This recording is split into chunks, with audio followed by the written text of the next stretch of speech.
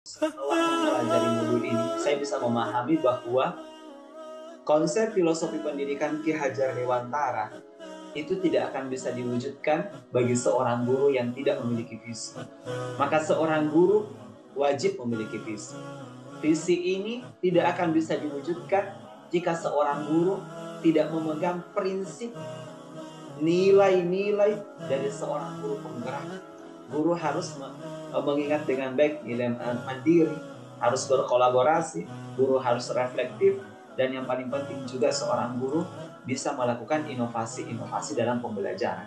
Bagaimana seorang guru menjalankan kegiatannya sebagai seorang fasilitator yang berpihak kepada murid. Kemudian setelah guru memiliki visi, dia juga sudah komitmen dengan nilai-nilai dan peran dia sebagai seorang guru penggerak untuk mewujudkan siswa atau murid yang betul-betul merdeka belajar, sebagaimana konsep merdeka belajar saat ini. Maka satu hal juga yang tidak bisa dilupakan, bahwa butuh lingkungan yang baik.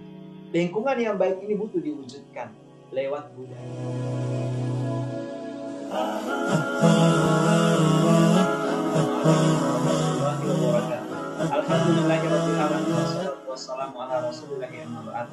Alhamdulillah setelah menyelesaikan modul 1.4 tentang budaya positif, begitu banyak pengalaman dan pemahaman yang bisa saya dapatkan dari modul 1.4 ini. Di video kali ini saya akan melakukan refleksi bagaimana saya memberikan pemahaman keterkaitan konsep budaya positif dengan materi pada modul sebelumnya, yaitu modul 11 tentang refleksi filosofis pendidikan nasional Ki Hajar Dewantara, kemudian modul 12 tentang nilai-nilai dan peran guru penggerak, dan modul 13 tentang fisik guru penggerak. Kemudian di video kali ini juga insya Allah saya akan memberikan bagaimana langkah dan strategi yang lebih efektif, konkret dan realistis untuk mewujudkan budaya positif di sekolah. Tentunya setelah mempelajari modul 14 ini dan berdasarkan pengalaman-pengalaman saya selama ini di tempat tugas saya di SMP Islam Terpadu Wahda Islamnya.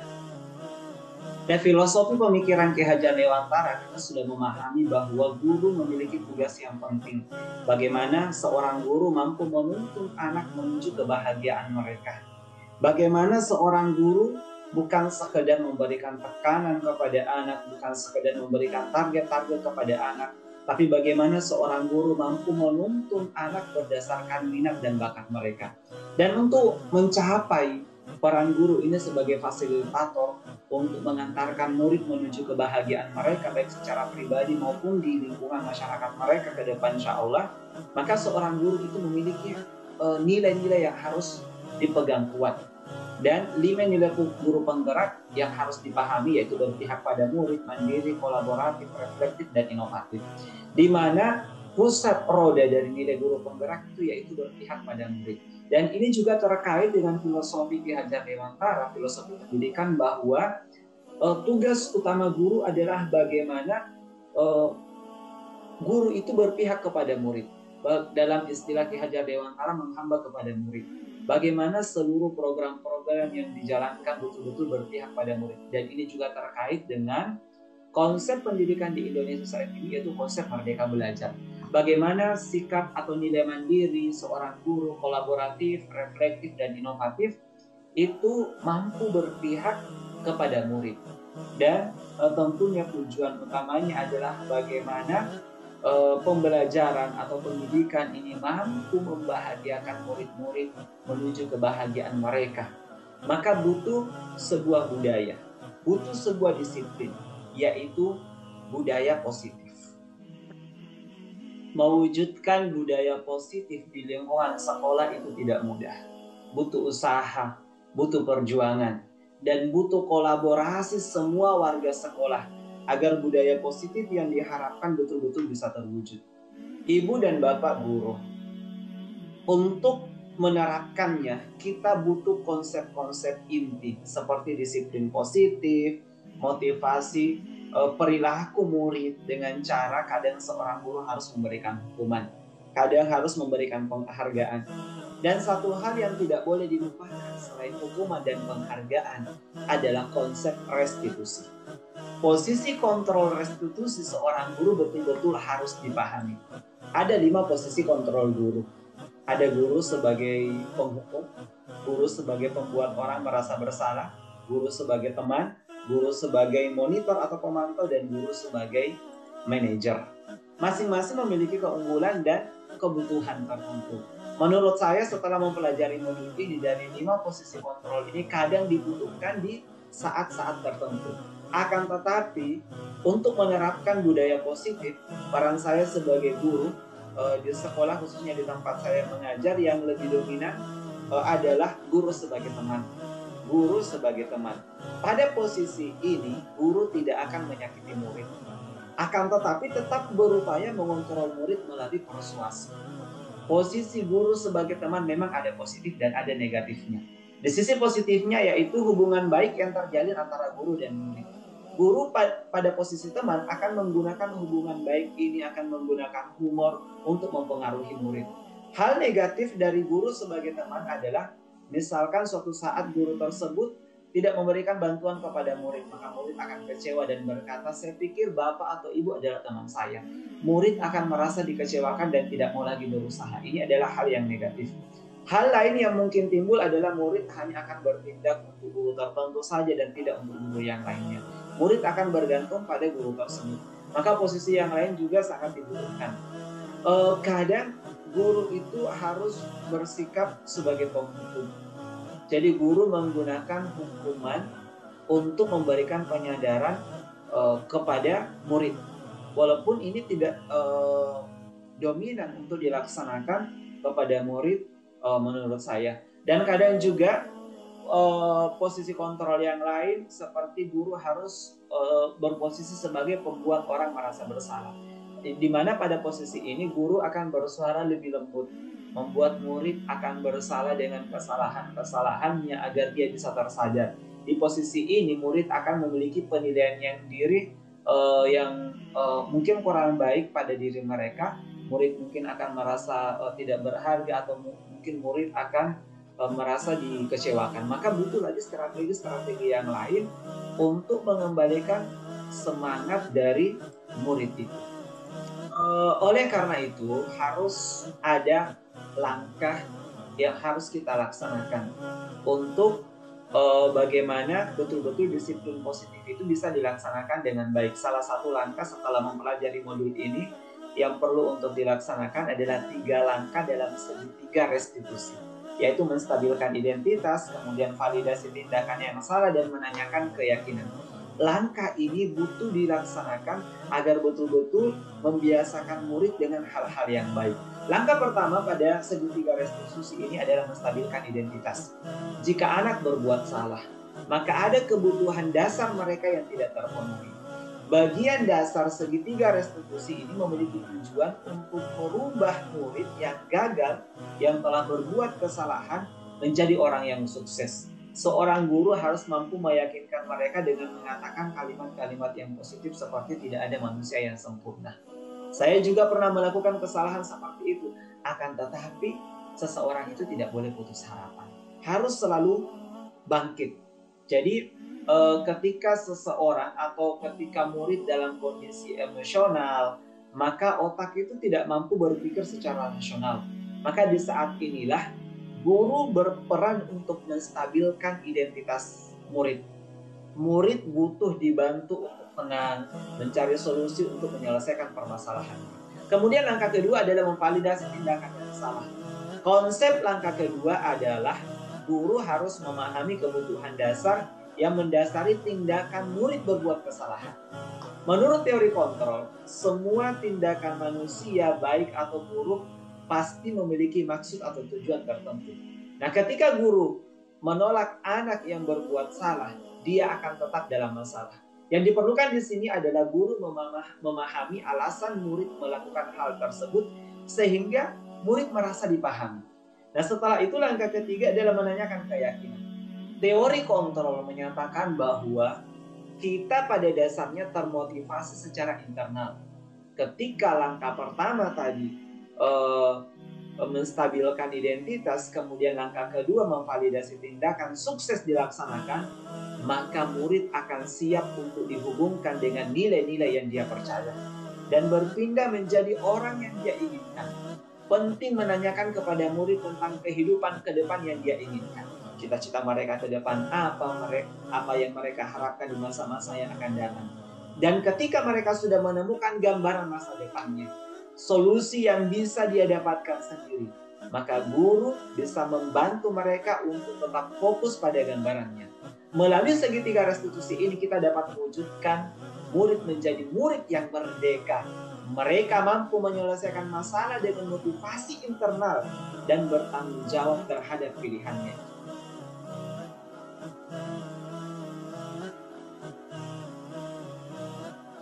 Setelah mempelajari modul ini, ada hal-hal yang menarik dan di luar dugaan yang saya pelajari. Misalkan tentang posisi kontrol restitusi sebagai seorang guru. Jadi hal yang menarik, kadang selama ini sebagai seorang guru, jika kita ingin menenangkan kelas, jika kita ingin menyadarkan murid atau siswa, memang dengan memberikan hukuman efeknya lebih cepat. Ya. Dia lebih cepat, anak-anak akan menurut, kelas kita lebih terkontrol. Tapi setelah berdiskusi dengan teman-teman bahwa ada namanya restitusi yang dibutuhkan, posisi kontrol guru ini sangat penting untuk dilaksanakan. Jadi seorang guru betul-betul harus memahami kapan dia bersifat sebagai seorang penghukum, kapan dia sebagai teman, kapan sebagai pemantau, sebagai manajer, kemudian membuat orang merasa bersalah. Dan satu hal lagi juga tentang segitiga restitusi. Ketika menyelesaikan satu masalah, konsep ini juga begitu bagus. Mudah-mudahan insya Allah bisa saya laksanakan. Jadi ketika murid melaksanakan atau terjatuh dalam satu kesalahan atau kekurangan, jadi guru tidak langsung menghakimi murid ini, tapi betul-betul memerdekakan mereka. Konsep segitiga restitusi ini betul-betul bisa memerdekakan murid dalam menyelesaikan masalahnya. Bagaimana seorang guru bisa menstabilkan identitas, tapi tidak memberikan langsung justice atau hukuman kepada murid. Jadi memvalidasi tindakan mereka yang salah. Kemudian dan posisi yang paling penting adalah menanyakan keyakinan. Ini yang menurut saya ketika seorang murid sudah kembali kepada keyakinannya, budaya positif ini bisa masuk ke dalam hati seorang murid. Apatah lagi bagi saya mengajar di sekolah Islam terpadu, seorang murid betul-betul diyakinkan bagaimana identitas murid sebagai seorang muslim yang harus memberikan manfaat yang banyak kepada manusia, harus berperilaku jujur, memiliki karakter yang baik. Dia harus selalu diawasi oleh Allah Subhanahu wa Ta'ala, Tuhan yang Maha Kuasa.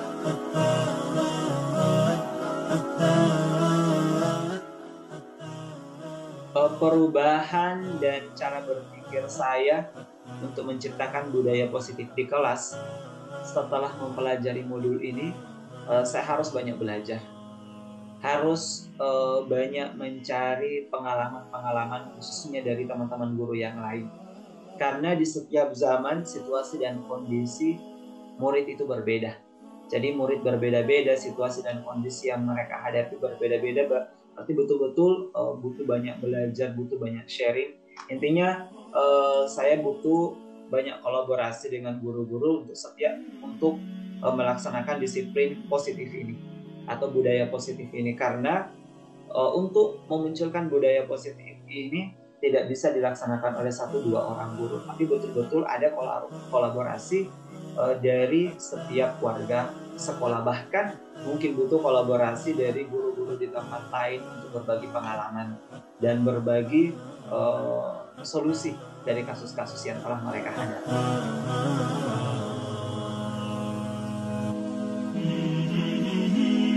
Hal-hal yang sudah baik selama ini yang saya lakukan adalah bagaimana apalagi menanyakan keyakinan kepada murid dari segitiga restitusi.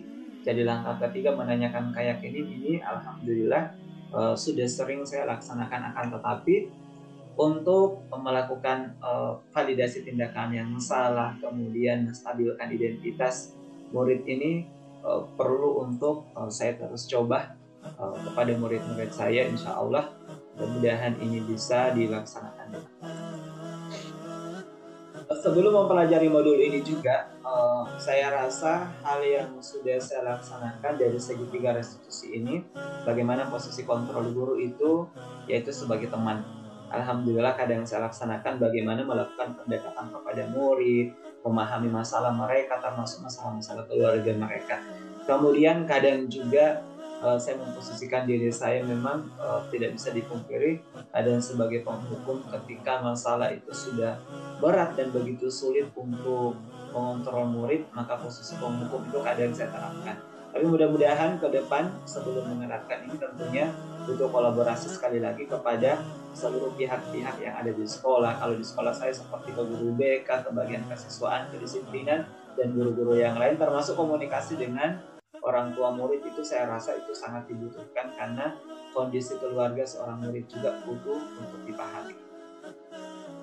Kemudian yang terakhir, selain konsep-konsep yang telah disampaikan pada modul ini, menurut saya yang penting untuk dipelajari dalam proses menciptakan budaya positif baik di lingkungan kelas maupun di lingkungan sekolah adalah bagaimana pengorganisasian, bagaimana kolaborasi dengan seluruh warga sekolah. Jadi seorang guru juga harus mampu memahami prinsip-prinsip pengorganisasian, kemudian prinsip-prinsip komunikasi dengan seluruh warga sekolah. Karena tanpa komunikasi yang baik, budaya positif yang kita cita-citakan ini, yang kita impikan, yang kita ingin ciptakan ini, saya rasa tidak akan bisa berjalan dengan baik. Karena kadang mungkin niat yang baik, strategi yang baik, tapi komunikasi yang kurang baik atau yang tidak sampai kepada objek yang kita harapkan itu, sehingga apa yang kita harapkan itu tidak bisa terlaksana dengan baik.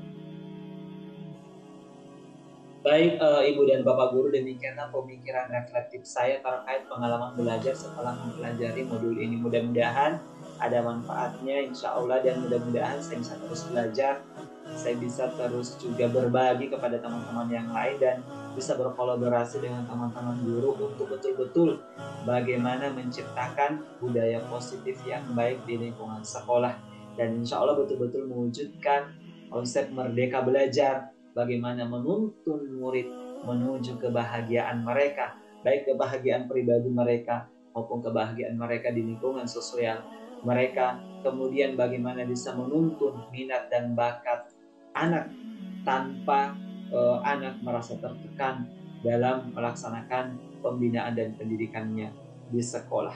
Baik, demikian Bapak Ibu, mohon maaf atas segala kekurangannya. Terima kasih atas segala saran, khususnya kepada Bapak Fasilitator, kemudian Ibu pengajar praktik atas bimbingan dan komunikasinya selama ini. Mudah-mudahan bisa bermanfaat dan bernilai amal jariah untuk semuanya. Demikian, wabillahi taufiq wal hidayah. Wassalamualaikum warahmatullahi wabarakatuh.